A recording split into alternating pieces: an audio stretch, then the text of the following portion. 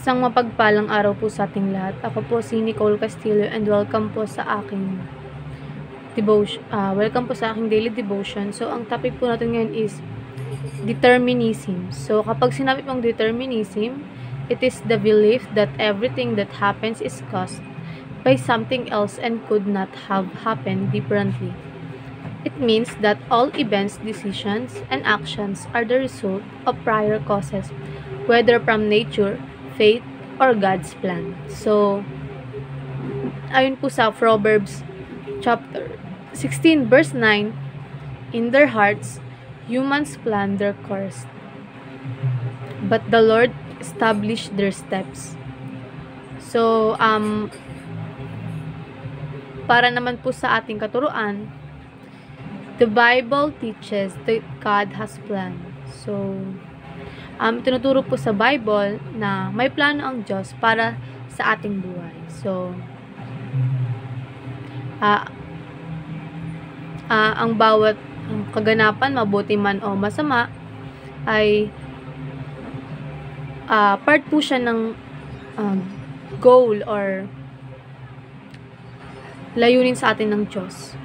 So, ang ating desisyon at mga karanasan ay nakapaloob sa kanyang plans upang tayo ay magtagumpay at magbago ayon sa kanyang kalooban. So, next is, the Bible teaches that we need to be faithful. So, tinuturo po sa Bible na ang pagiging tapat at matatag sa ating pananampalataya. Hindi lamang tayo tinatawag na maniwala sa Diyos, kundi magtiwala at magsikap ng tapat sa Kanya sa lahat ng aspeto ng ating buhay. So, ang pagiging faithful ay hindi lamang sa mga magagandang pagkakataon, kundi pati na rin sa mga pagsubok sa buhay. So, next naman po is, the Bible teaches that humans are created free. So, ayon po sa Bible, is nilikha tayo ng Diyos na malaya. So, kumbaga may sinasabing free will. So, ang kalayaang ito ay isang biyaya, ngunit ito rin ay may kasamaang responsibilidad. Ang bawat tao ay may kakayahang magdesisyon para sa, or may kanya-kanya tayong kakayanan na magdesisyon para sa ating buhay at pumili ng tamang landas. Subalit nga po sa free will na binigay ng ating Diyos, ay kailangan pa rin ng gabay mula sa ating Diyos upang magtagumpay tayo sa ating mga desisyon. So, para naman po sa ating applications, have faith in God and surrender all your worries.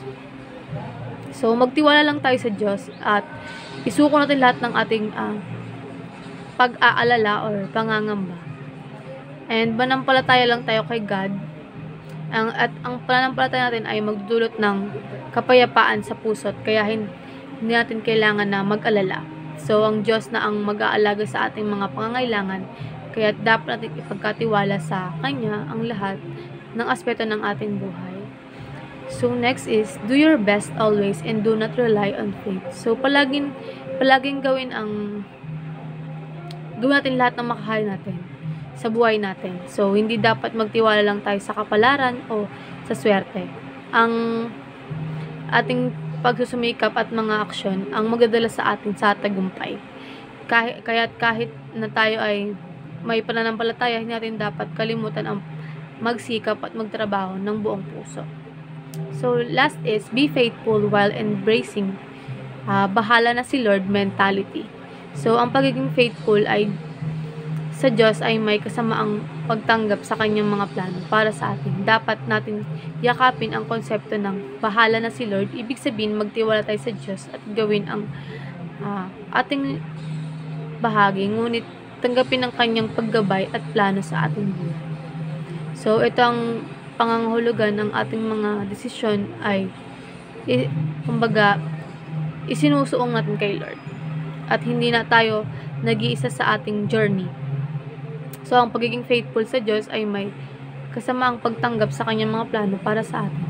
dapat natin yakapin ang concept o bahala na si Lord. Ibig sabihin, magtiwala tayo sa Diyos at gawin ang ating bahagi.